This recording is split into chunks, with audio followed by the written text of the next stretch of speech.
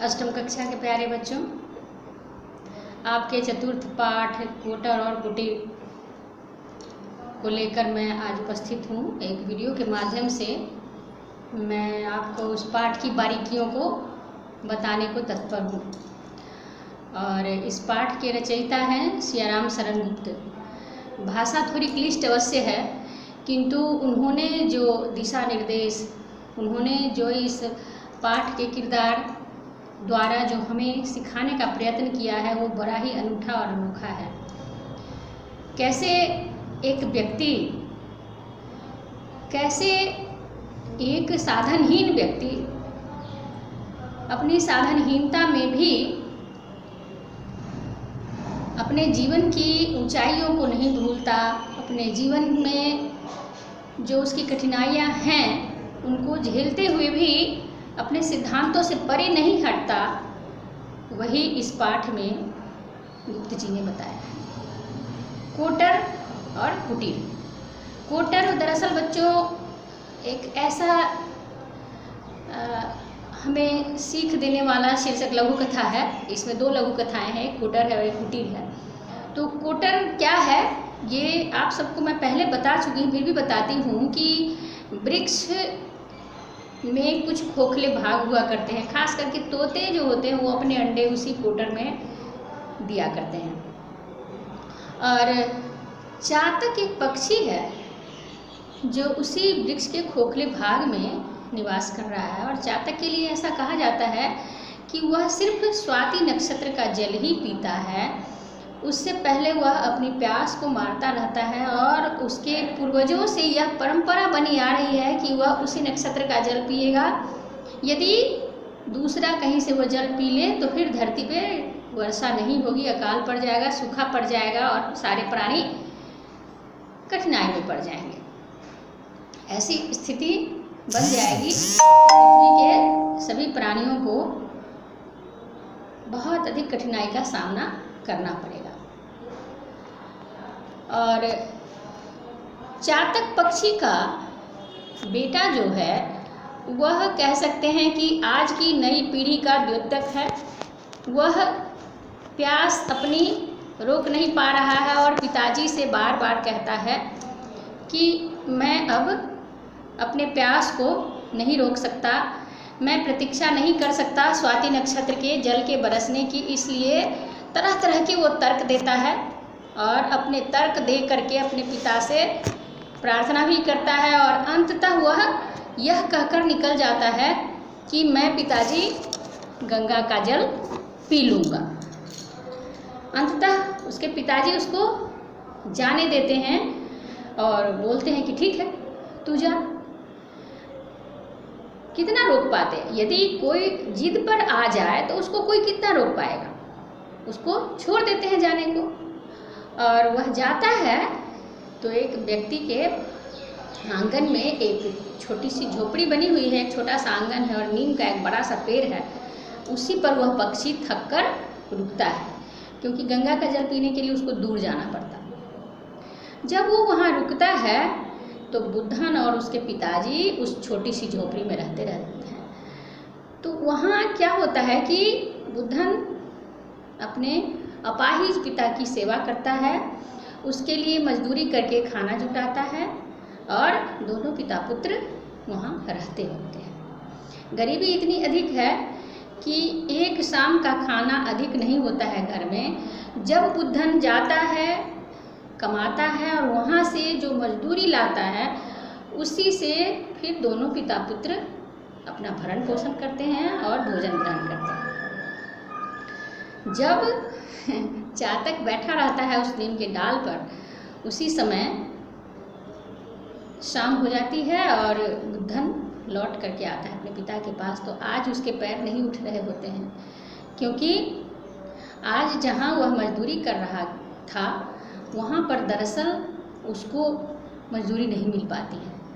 वहाँ जो ओवरसीयर होते हैं, जो मजदूरी शाम को बांटते हैं मजदूरों को, उनका अपने इंजीनियर से कुछ हुआ रहता है, वो उनको डांट लगाए रहते हैं और उसी क्षोभ में, उसी क्रोध में वो अपना भड़ास मजदूरों पर निकालता है और आज मजदूरी न देने की बात कहकर कल देने की सूचना देकर के वो विदा हो जाता है। तो जो ऐसे मजदूर हैं जिनके पास थोड़े बहुत थे खाने को, उनके लिए तो कोई बहुत बड़ी बात नहीं थी, लेकिन दरअसल बुद्धन के घर में तो कुछ नहीं था। एक लोटा पानी और थोड़ा चना चबेना अपने पिता के लिए, जो अपाहिज पिता है, जो चल नहीं पाते हैं, जिनको पक्षाघात अर्थात पैरालिसिस हुआ रहता है, वो उस अवस्था में अपने पिता को छोड़कर गया रहता है।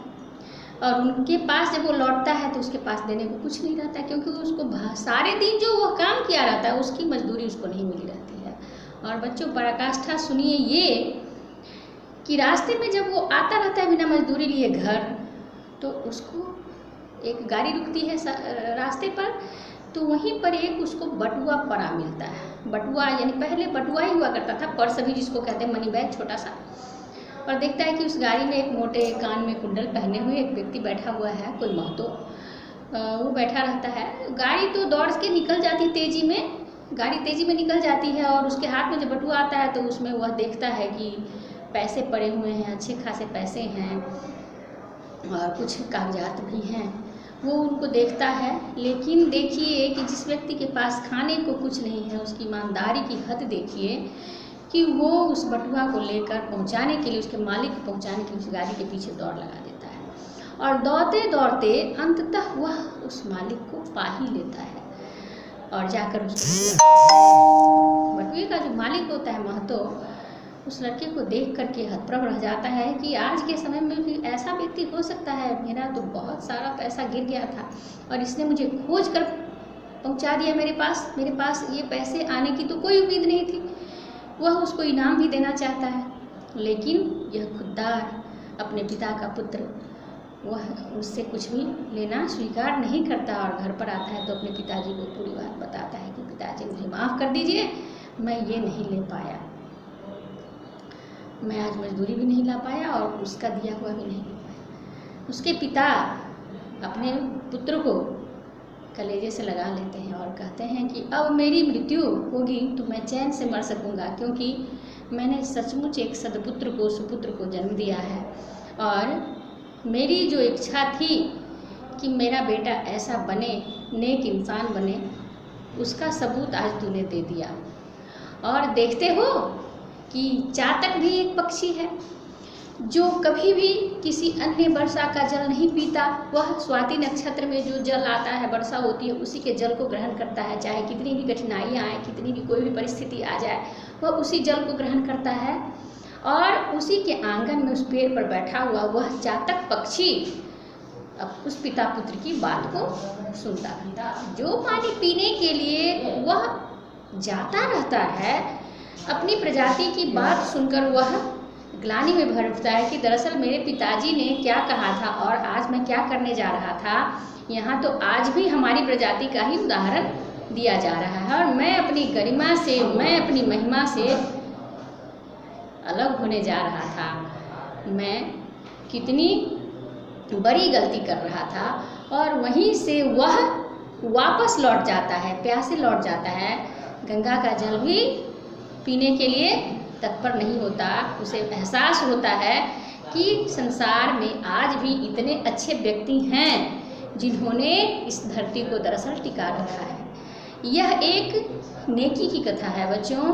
और जो उस प्रवृत्ति के लोग होते हैं, चाहे कैसी भी परिस्थितियां आ जाए, अपने सत्य वचन से, अपनी सच्चाई से, अपनी अच्छाई से, अपनी महानता से नहीं डिगते। चाहे उनको कितनी भी कठिनाइयों का सामना करना ना पड़े, क्यों उनको विरोधाभास का सामना करना पड़े, चाहे उनको कुछ भी सुनना पड़े, उनके सिद्धांत उनको प्यारे होते हैं और वो अपने अच्छे और सच्चे मार्ग पर चलते ही रहते हैं। बच्चों, हम इस कहानी के माध्यम से, इस दो लघु कथा के माध्यम से अपने जीवन में सीखते हैं कि हमारा सिद्धांत, हमारे आचार, हमारे विचार, हमारे व्यवहार हमारे लिए महत्व रखते हैं और हमें उनका महत्व समझना चाहिए। बहुत वीडियो लंबा हो जाएगा, अपलोड होने में कठिनाई होती है। पुनः अगली कक्षा में अगले पाठ के साथ मिलते हैं। यदि इसमें कुछ कठिनाई हो तो अगली कक्षा में हम उसका समाधान करेंगे और आप अपनी बात हमें बताइएगा। मुझे लग रहा है कि आपको समझ में आ गया होगा पाठ, और आगे मिलते हैं फिर। धन्यवाद।